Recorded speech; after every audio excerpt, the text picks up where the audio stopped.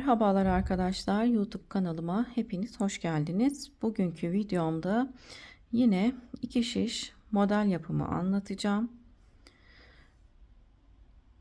Model yapımına geçmeden önce YouTube kanalıma abone değilseniz ücretsiz olarak abone olabilirsiniz. Yeni model videolarından anında haberdar olmak için de bildirim zilini açabilirsiniz.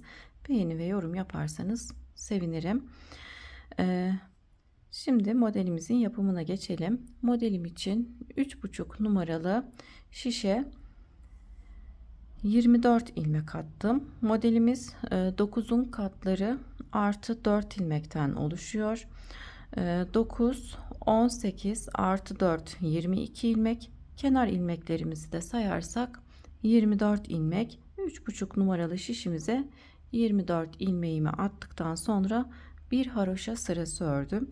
Bu modelde istediğiniz lastiği kullanabilirsiniz. Şimdi model yapımına geçmeden önce ön yüzde bir sıra düz, arka yüzde de bir sıra ters olarak örelim. Örmeden de modeli kurabilirsiniz. Fakat ben bir sıra ön yüzde düz, bir sırada arka yüzde ters öreceğim. Hem kenar ilmeklerimi nasıl örüyorum onu göstereceğim. Şimdi sıra sonunda bir ilmeğimiz kalana kadar ilmeklerimizi düz olarak örüyoruz.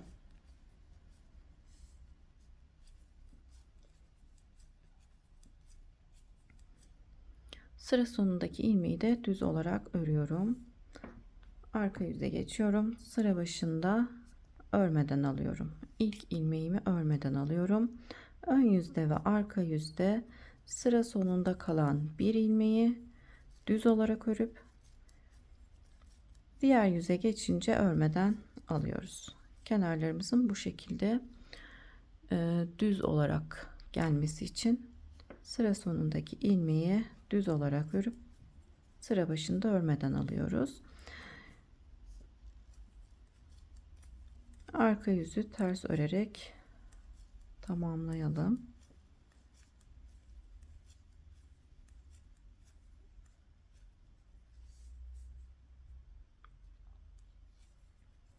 Sıra sonundaki ilmeği düz olarak örüp ön yüze geçiyorum. Şimdi model kurulumu yapacağım. Modelimizin birinci sırasındayım. Modelimiz 4 sıradan oluşan bir model. İlk ilmeği aldım. 4 ilmek ters örüyorum. 4 ilmek ters ördükten sonra ipim önde duracak. 1 2 3 4 5 ilmekle işlem yapacağız. Birinci ilmeğimizin yönünü çeviriyorum. 2 ilmeği birlikte örerek kesiyorum. Bir ilmek kesmiş, bir ilmek artırmış olduk. İpim önde olduğu için dolama yaparak kesim yaptık. Burada ajur oluştu. Şimdi 3. ilmeğimi düz, 4. ve 5. ilmeği soldan ikisini birlikte kesiyorum. Tekrar ipimi öne aldım. Şişime dolama yaptım. 4 ilmek ters örüyorum. Model aralarımız 4 ilmek haroşadan oluşuyor arkadaşlar. Bu arada olan 4 ilmeğimiz hiç değişmiyor. 4 ilmek ters ördükten sonra ipim yine önde. Yine 5 ilmekle işlem yapacağım. Birinci ilmeğimin yönünü çevirip 2 ilmeği birlikte örerek kesiyorum. 3. ilmeğimi düz olarak ördüm. 4. ve 5. ilmeğe soldan girip ikisini birlikte örerek kesiyorum. İpimi tekrar öne alıyorum. Dolama yaptım. 1 2 3 4 4 ilmek ters ördükten sonra sıra sonunda bir ilmeğim kalıyor. Kalan ilmeği düz olarak örüp arka yüze geçiyorum. Modelimizin ikinci sırasındayız.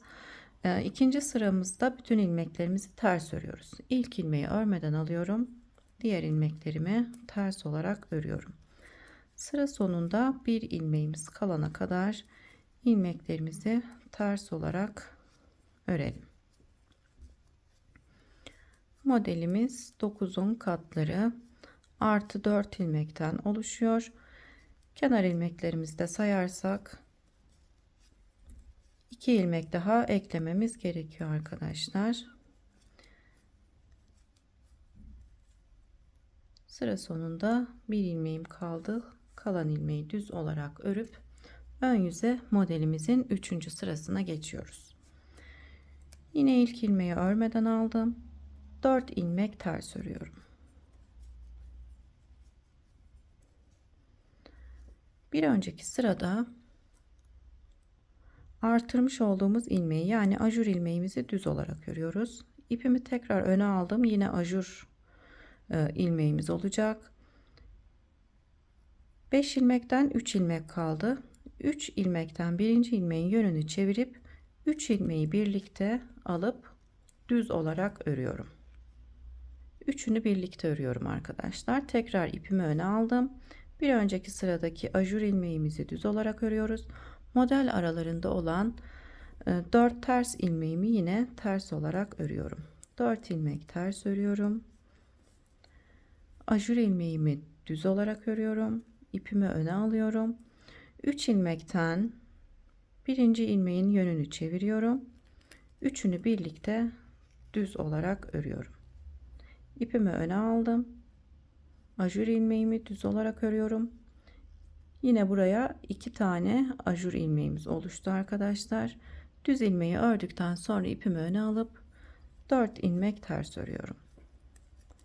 Sıra sonunda kalan bir ilmeği düz olarak örüp sıramı tamamlıyorum.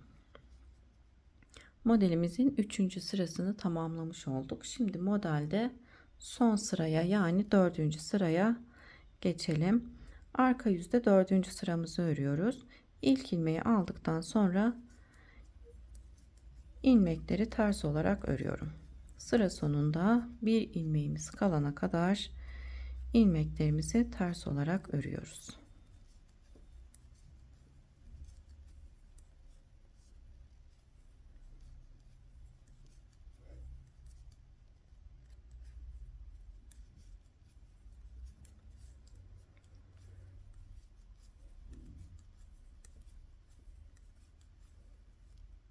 Sıra sonundaki ilmeği düz olarak örüp modelin 4. sırasını tamamlıyorum. Model aralarımız 2 sıradan oluşuyor arkadaşlar. Ön yüzde bir sıra düz, arka yüzde de bir sıra ters öreceğiz. Şimdi tekrar model kurulumuna geçmeden önce bir sıra ön yüzde düz, bir sıra arka yüzde ters örüp geliyorum. Bir sıra ön yüzde düz, bir sıra da arka yüzde ters olarak ördüm. Modelde kendisini gösterdi arkadaşlar. Şimdi birlikte bir model sırası daha yapalım. Tekrar modeli birinci sıradan kurmaya başlıyoruz. İlk ilmeği örmeden aldım. 4 ilmek ters örüyorum. Daha sonra 5 ilmekle işlem yapacağız. İpim önde. Birinci ilmeğin yönünü çeviriyorum. 2 ilmeği birlikte örerek kesiyorum. 3. ilmeği düz olarak örüp 4. ve 5. ilmeği soldan girip ikisini birlikte örerek kesiyorum. Tekrar ipimi öne alıp dolama yapıyorum. 4 ilmek ters örüyorum. Şimdi tekrar 5 ilmek ile işlem yapalım. İpim önde. Birinci ilmeğin yönünü çeviriyorum. 2 ilmeği birlikte örerek kesiyorum. 3. ilmeği düz örüp 4. ve 5. ilmeği birlikte örerek kesiyorum. İpimi öne alıyorum. 4 ilmek ters örüp sondaki ilmeği düz olarak örüyorum. Şimdi arka yüzde ilmeklerimizin tamamını ters olarak örüp ön yüze geçelim. Modelimizin 2. sırasını arka yüzde tamamladım. Ön yüzde şimdi modelin 3. sırasındayız. İlk ilmeği aldıktan sonra 4 ilmek ters örüyorum. Ajur ilmeğimizi düz olarak örüp ipimizi öne alıyoruz. Burada 3 ilmeği birlikte örerek keseceğim. İlk ilmeğin yönünü çevirip 3 ilmeği birlikte örerek kesiyorum. İpimi tekrar öne aldım. Ajur ilmeğimi düz olarak örüp 4 ilmek ters örüyorum. Bu modele bu renk çok yakıştı arkadaşlar. Ben bu modelden 3 parça bebek yeleği ördüm. Videosunu inşallah yarın paylaşacağım. Takipte kalırsanız görürsünüz. Şimdi 3 ilmeğimi birlikte örerek kestim. İpimi öne aldım. Ajur ilmeğimi düz olarak örüyorum. İpimi tekrar öne alıp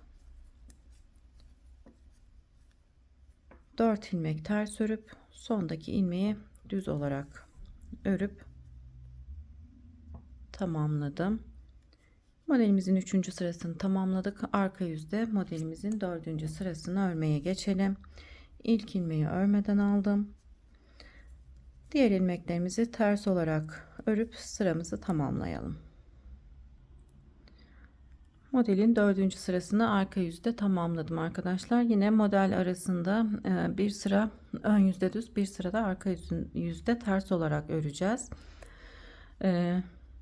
Modelde kaydırma yapmadan bu şekilde modelimizi örmeye devam ediyoruz. Sıralı olarak modelimizin üst üste gelmesine dikkat edelim arkadaşlar. Kaydırma yapmadan modelde örerek ilerleyelim. Dediğim gibi ben bu modelden farklı bir renkten 3 parça bebek yeleği çalıştım arkadaşlar. Gerçekten çok güzel oldu.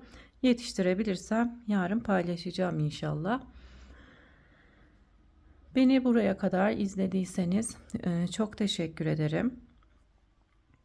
Videomu beğenip yorum yaparsanız sevinirim. Kanalıma abone değilseniz de abonelikler tamamen ücretsiz. Ücretsiz kanalıma abone olabilirsiniz.